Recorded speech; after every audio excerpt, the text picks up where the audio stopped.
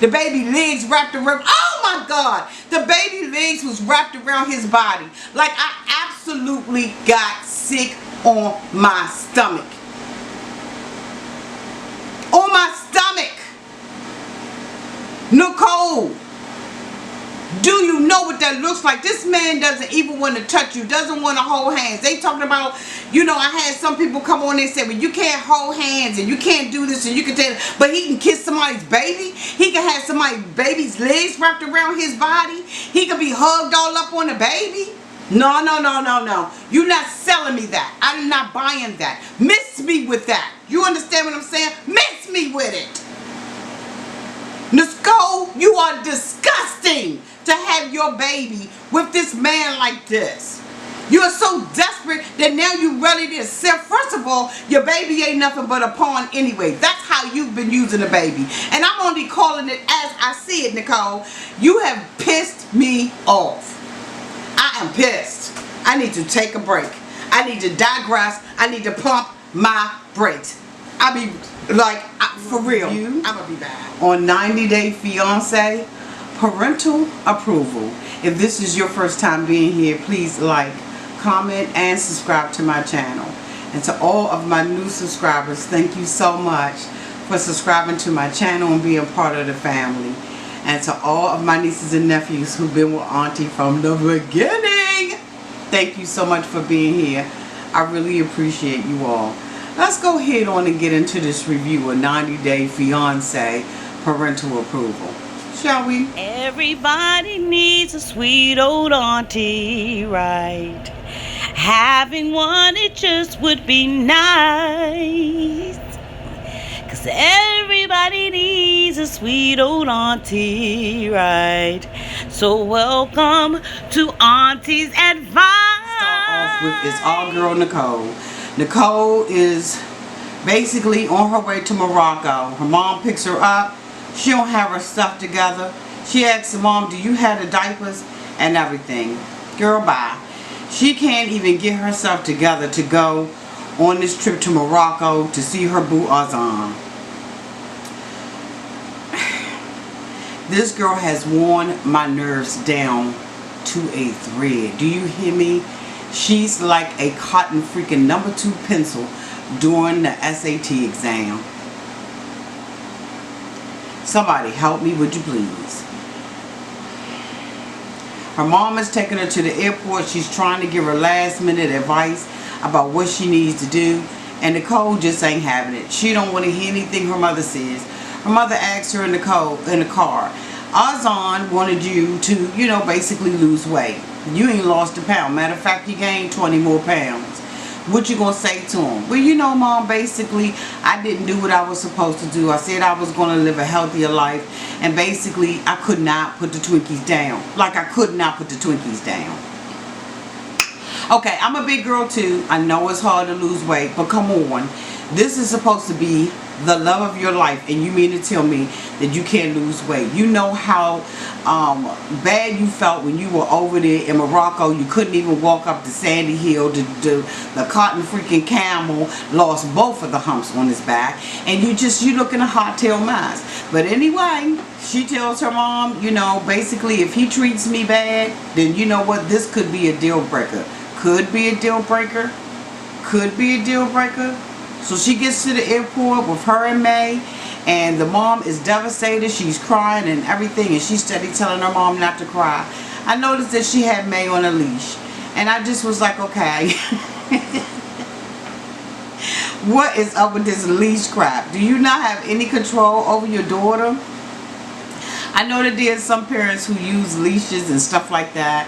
I think that at one point I had called myself putting my daughter on one. But let me try to tell you something, boo. The last thing I want my daughter to be looking like is a puppy. And like I don't have any control over her. But anyway, I digress. Because you know what? Whatever works for you works for you. I just thought it was just a little strange. But anyhow. So they get on the airport and they're on their way to Morocco. I just was like, okay, go ahead. The next person that we meet is Evelyn. Evelyn is new. She's 18 years old. She's a singer-songwriter with her devout Christian family. You know, her mother and father looking like, you know, somebody back in the hippie days, back in Woodstock. You know what I'm saying? Where they stayed there for a couple of months and they just laid out and, you know, or puffed the 420 for, you know, about 120 days. But anyway, she has her brother Solomon, and she's the lead singer. She says that, you know, she has Instagram follows. She dropped her little EP. The name of her EP was Ghost. She looks like a ghost. But anyway, she, you know, basically is the Instagram star. She said that a lot of men, you know, were basically hitting her up on Instagram. I guess they would if you half naked on there. You don't look anything like a devout Christian. I guess maybe the look of a devout Christian has changed from what I know a devout Christian to be. Huh, Evelyn? But anyway, Evelyn says that one man reached out to her on Instagram, and this particular man, you know, it was something about him that was different. What was it, the font? Was the font different? I mean, I don't know. Did he put everything in italics? I mean, I'm just trying to figure out what was different about him. But anyway, his name is David. David seems like he loves his country. And, you know, he seems like a really down-to-earth guy. I kind of liked Evelyn, you know, when I first met her. It was a couple of contradictions, but whatever. So, you know, she's sitting in the house with her family, and they're talking about, you know, basically this guy coming into the household and how the parents afford and everything. She doesn't know whether or not she's going to be doing music or she's going to be focused on her marriage. She said that she went over to visit with him, and it was love at first sight. Okay. She said it was love at first sight. What is this with this love at first sight stuff?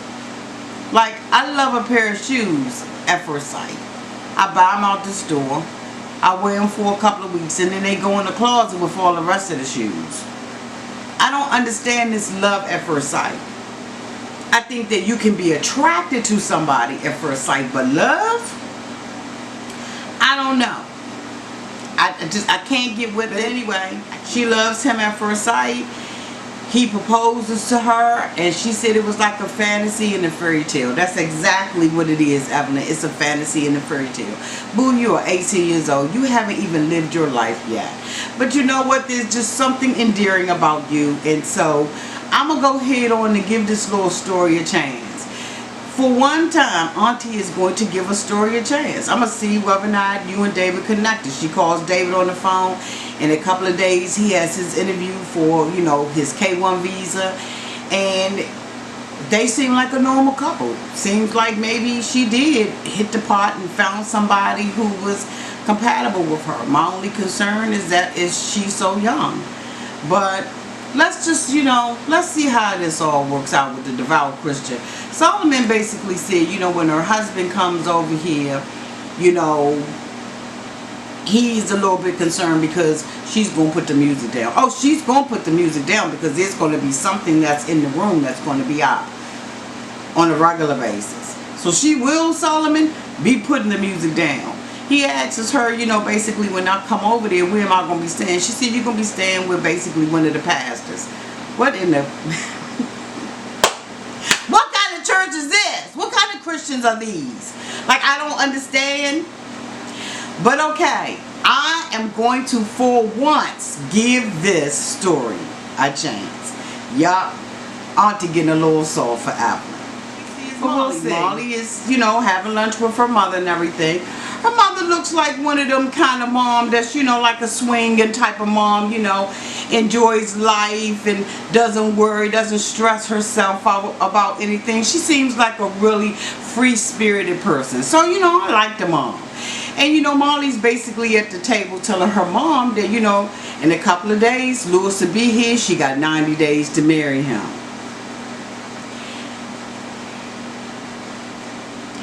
Then she goes on and she talks about the daughter. How her daughter felt about the situation, Olivia. And the mom is like, well, you know, you got to kind of live your life for you. You know, she's like, I live my life for my children. And now it's time for me to live my life for myself. I love her, but I have to do me. Molly, here's the thing. When you use the word but, it cancels out everything that was in front of it. I like him, but I like chocolate cake, but you can't use the two in the same sentence. Either you want to take care of your children and be responsible for them, or you want to be irresponsible and you want to be with this man. I think it's very clear what the decision has been. But anyway, your mom is trying to support you. The mom goes on to say, well, I think that when he comes, you won't have a need for me. So it seems like you come from a very tight-knit family. And she says that her mom divorced her father when she was 5 years old. Okay. So parents, they don't stay together always, Molly. That's understandable. Molly, you already have 2 children. It is absolutely apparent that the 2 children don't have the same father. I believe that you already said that in the first episode when we saw you.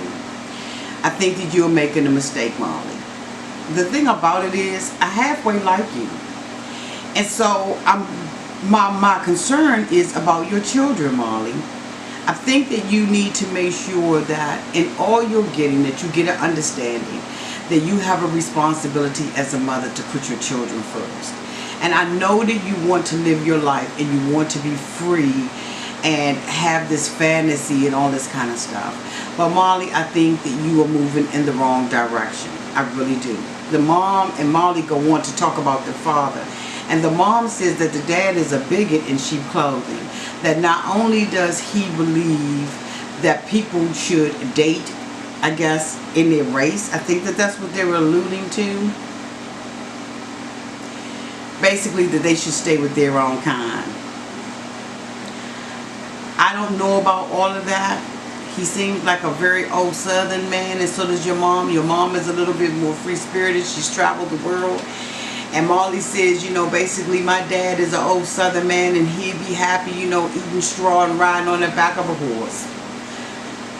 Molly, it seems like you have the whole world, but you're not happy with what you have. And that's really unfortunate, because at the end of the day, you're putting your children last. And I'm concerned about you. I really am. Your mother is open and she's receptive to this. But you know what? You can't look for acceptance from your mom. The acceptance now has to come from your kids. And I think that you are off base with this. And I think at the end of the day, Molly, that I understand you. I think there are a lot of women viewers who absolutely understand you and understand where you're coming from. It's just that you're getting to it, I think, the wrong way. There is nothing wrong with you bringing Lewis over here if this is the man that you think that you want to be with. You have the income and everything to be able to take care of him.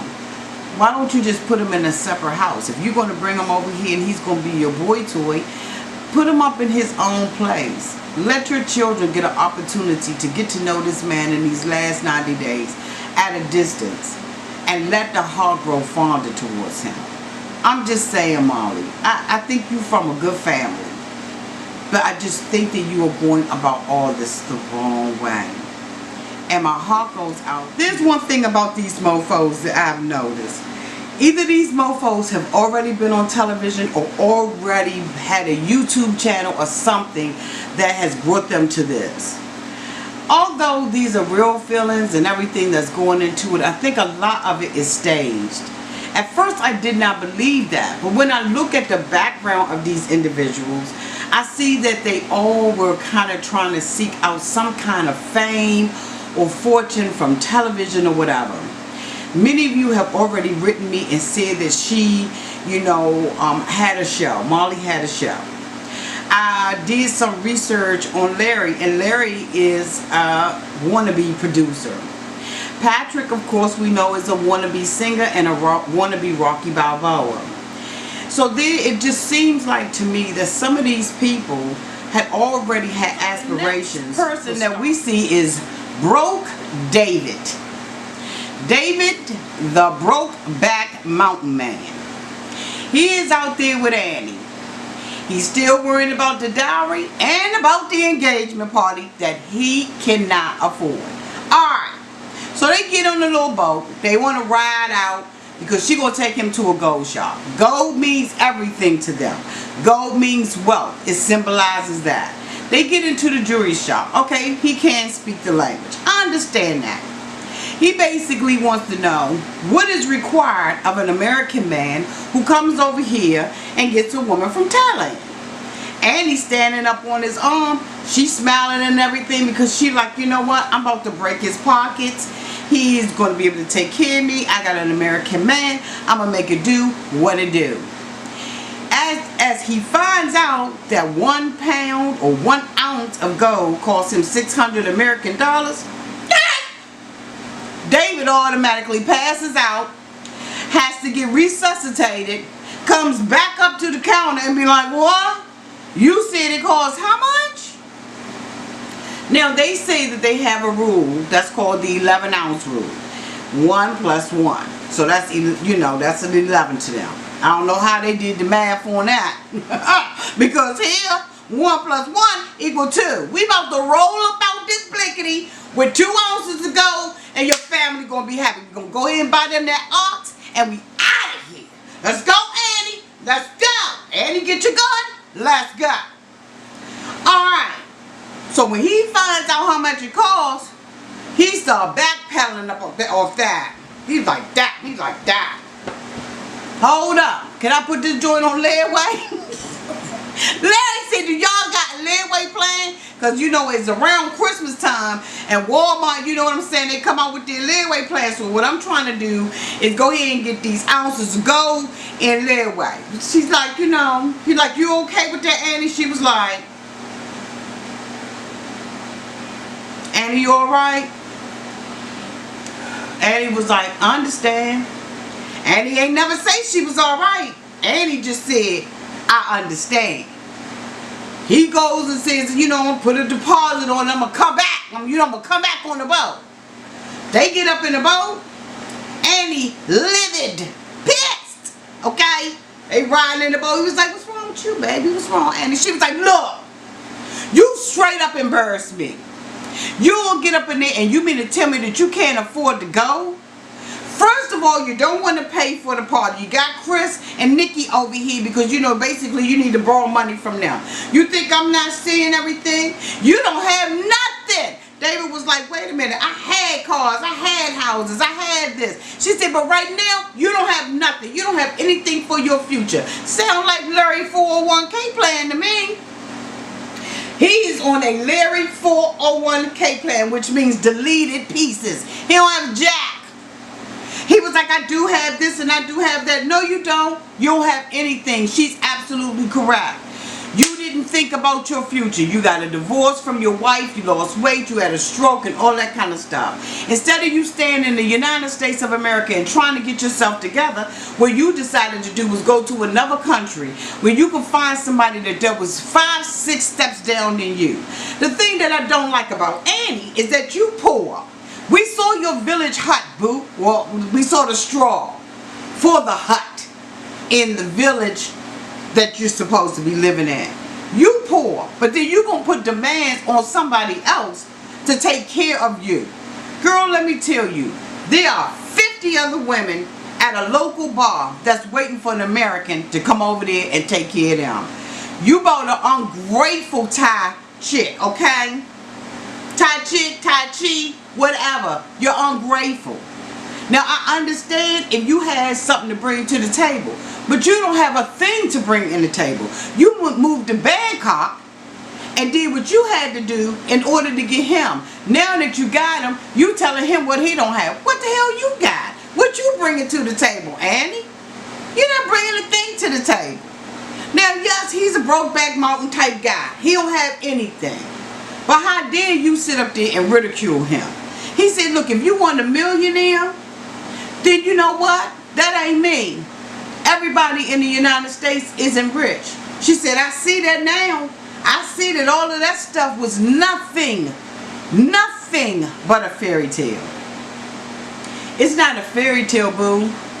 We just try to live within our means. Your boy is down there living outside of his means. He can't pay for anything. Your family is taxing him because they want to be able to show off and say, We have an American man and he is rich. Bye, David. We see is Nicole. Nicole is in Casablanca. First of all, when Nicole was talking to her mother and talking to the TV producers, she had been trying to call Azan for 2 days. Do you hear what I'm saying? 2 days! And he ain't answer. Told y'all, she's a voicemail chick. She looking at the phone like it's broke. No, boo, the phone ain't broke. You broke. So anyway, she got the phone. I hope he's there. I've been trying to call him. Can't get in contact with him. Don't know where he is. Right?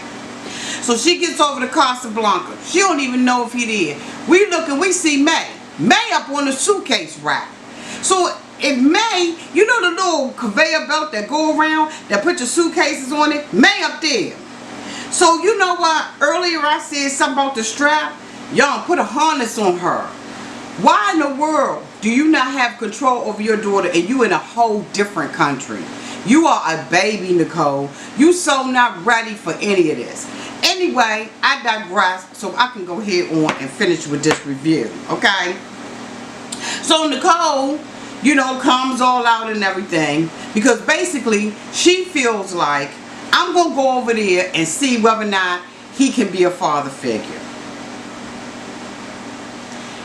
When you are usually getting ready to have a baby, and if you want to be a father figure in somebody's life, you do the research. You are sitting up there forcing this fatherhood on this man. I want to see if he can change a diaper. I want to see if he, first of all, if I just met you and you just meet my child, I'd be goddamn if you going to be sitting up there changing my baby's pamper. That's one thing you're not going to do. You will never be able to see those places in my daughter's life. But okay, I'm going to back up off that. So now, you over there and you're talking about, I want to see if he's going to be a daddy and if he could, take care of her by himself. Why would he be able to do that? He's never had a baby. He doesn't have a child. He's not going to automatically just bust up into fatherhood. You understand what I'm saying? Because you're not even in motherhood. You've been a parent to that baby for 2-3 years now, and you're still not a good sufficient mother in my eyesight. Because a mom takes responsibility for herself and for her child. We see him come and pick the baby up, right? He sees them at the airport. He gives her a little dry hug. He couldn't wait to pick up that baby. My stomach absolutely turned. Like my stomach turned. Now see, this right here, I don't like this. He walking up and down the street. She said, who is that daddy? That daddy. That's not her daddy, Nicole. I could scream. I'm so mad about what Nicole is doing with this little girl. Azan is not ready to be a father to anybody. He's not even ready to be a boyfriend to you. As a matter of fact, he's not even ready to pick up your phone calls when you call. But still and yet you would have your daughter call him daddy. Then you're going to sit up there and say, well, I guess I shouldn't have did it because, they really didn't know each other and all of that kind of stuff. I guess I did move too fast. You guess? You think? You daggone Skippy, you move too fast. Then he picks the baby up. He kissing all over the baby, hugging the baby. The baby legs wrapped around. Oh my God. The baby legs was wrapped around his body. Like I absolutely got sick on my stomach. On my stomach. Nicole, do you know what that looks like? This man doesn't even want to touch you, doesn't want to hold hands. They talking about, I had some people come on and say, well, you can't hold hands and you can't do this and you can tell, but he can kiss somebody's baby. He can have somebody's baby's legs wrapped around his body. He can be hugged all up on the baby. No. You're not selling me that. I'm not buying that. Miss me with that. You understand what I'm saying? Miss me with it. Nicole, you are disgusting to have your baby with this man like this. You are so desperate that now you're ready to sell. First of all, your baby ain't nothing but a pawn anyway. That's how you've been using the baby. And I'm only calling it as I see it, Nicole. You have pissed me off. I am pissed. I need to take a break. I need to digress. I need to pump my brakes. I be like, for real, I'm going to be bad. Nicole, we see, her walking over to the car, and, she says, well, do you know how to, put a car seat in? Why would he know how to put a car seat in? I don't have an understanding. Why would he know how to do that? I'm just saying, Nicole, why would he know how to be a father to your baby? Why do you have to go over to Morocco? You already don't have money for him to even come over here. You have to get a sponsor, remember? Remember that? And guess what? When you got over there, you still was fat as hell. So you don't think that he saw that. You don't think that he was turned off by you. So you know what? It's good that they have these little customs over there, that he doesn't have to touch you and all of that, because you know what? That frees him up for the time being. But I tell you what I don't like. I don't like your little baby May being up on this man like this. I don't like it at all. And I think that you are making an absolute huge mistake with your dumb self. I digress, and we get to Evelyn. Evelyn is sitting, basically at a restaurant with, her girlfriend, and she goes in. Her girlfriend's name is Michaela. She says that this is her best friend and her bridesmaid. When Michaela sits at the table and tells her that, she thinks that she's moving too fast, all of a sudden, Evelyn changes. Evelyn, the girl that Auntie was giving, the benefit of the doubt to. Evelyn, the girl that Auntie was trying to ride or die with, just for a little second, flips on Auntie and flips on Michaela. Michaela basically has seen every last one of Evelyn's boyfriends. Evelyn says that there was a lot of them. She says, I think that you too young. This man is ready to, he's at the age where he's ready to settle down, but you are only 18. Suppose you marry him, Evelyn, and you find out that he is just absolutely not the right guy for you and you're miserable. You're only 18 years old. Where is he going to work at, Evelyn? These are valid questions that your best friend, your girlfriend, your ride or die should be able to ask you without you catching an attitude about it. But instead you didn't. You caught an attitude about it. She asked you about, him, where is he going to work? Well, he's not going to be able to work until we're able to change our visa status from K1 to, basically a visa. Okay? It's a temporary visa, but nonetheless, he has it. So you're going to sit up there and tell your girlfriend, I know that God will make a way. My parents don't have a problem with it, and I believe that God is going to give us a house over our head and that he's going to put food in our mouths. Girl, let me tell you something. The last time that God did that is when he broke 5 loaves of bread and some fish. Do you want a loaf of bread and some fish? That's the last time I seen Jesus make that kind of, what I'm saying, do those kind of miracles.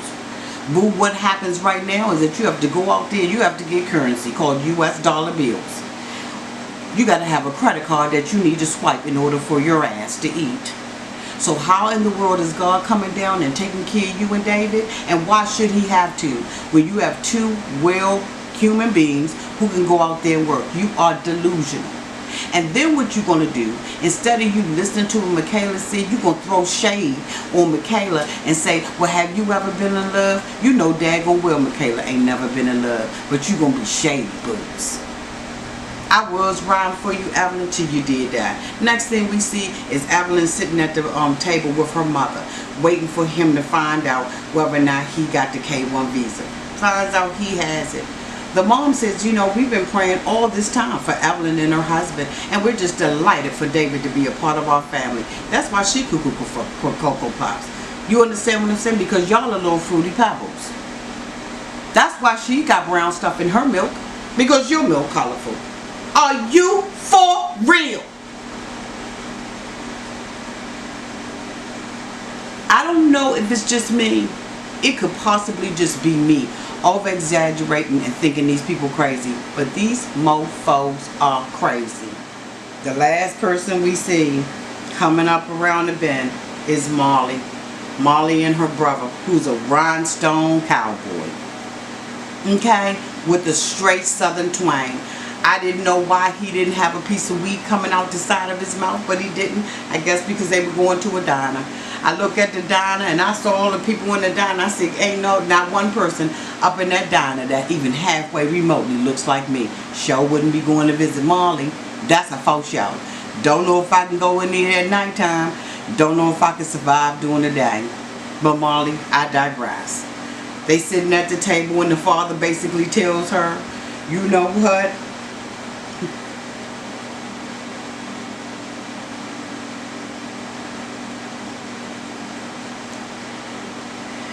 The father basically tells Molly, you know, I know that Lewis is going to be just as nervous as a whore in church. He's an old southern man. Okay, his name is Philip. Philip ain't playing. Philip look like he got a flag hanging out the back of his, Ford truck. And he looked like, okay, that's the kind of daddy that she got. I fell in love with him as soon as he opened his mouth up because I love that southern twang that he had. He said, so what basically, other than you, why is he coming over here? Molly said, I don't know, Dad, why he coming over here. See, Molly wants to be that rock steady girl. She wants to be that around the way girl. She wants to be that cool girl. When she sat up there at the restaurant with her mother and she made a comment with her mother about the ceremony, she said, well, I know he ain't go. I don't know if they jumped the broom, and I don't know whether or not they break glasses or whatever. I thought that was absolutely a total racial comment. See, because you think that you one of them girls that it's okay for you to say certain things. Molly, you know daggone well that a Dominican don't jump no broom. You know that is something that belongs to the African American people. You know daggone well that a Dominican ain't gonna say muzzle tov. Watch it with the racial stuff. Just because your little girl looks like she's half African American, you've been with an African American man, it don't give you a black card. There's certain things that I would not say out of my mouth, and there's certain things you shouldn't say out of yours. Don't ever get comfortable just because you think that you dated another race, that you can get comfortable enough to make a racial slur or to stereotype any type of people. I'm checking you. I'm checking you on that, Molly. I like you, but I'm checking you on that. You see Papa San. Papa San asks Molly, what's going on with the sleeping arrangements? Where's this man going to be sleeping at? She said, just like you and mommy. That we're going to be sleeping in the bed together. A man and a woman go together. He said, well, you know what, Molly, can you just hold off on that until at least you married? Molly said, no, I'm kidding mine. He was a sexy bartender. And I'm trying to get up on it. I'm trying to ride with that. I'm trying to lean with that. I'm trying to rock with that. She's not listening. Molly is not listening. She is determined. And the brother's sitting up there co-signing on the stuff. But at the end of the day, something happens to her. You're going to be the first one with your shotgun up at the house. You're going to be the first one at the house with the shotgun. So why are you co-signing on this? I know that's your sister, the firstborn daughter. But you know what? She needs somebody like her father to speak to her. Her father is basically said, and as a father, I'm concerned. And I'm even concerned as a grandfather. That's so valid, Mr. Phillip. I know Mr. Phillip. Okay, I ain't even going to go there. I ain't going to go there. She says, I know I made some mistakes in the past, but out of all the men, this is the best choice I made. Molly, how do you know? You don't know, baby girl. You don't know.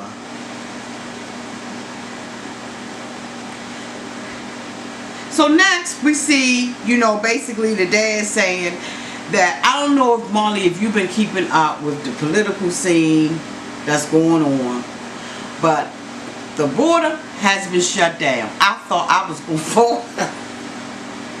He said, look, I'm a Trump supporter. Ain't nothing wrong with that. But he made it clear that I've been watching the border. And the border basically they got shut down. And the DR men, this is their escape route. Instead of them climbing fences, swimming overseas, they're using women, American women, to come over here. Now, father, come on, daddy. Come on, fella, daddy, fella. I heard what you were saying without you saying it. But that was cool in the game with you anyhow. So anyway, he trying to school her on it. She don't care.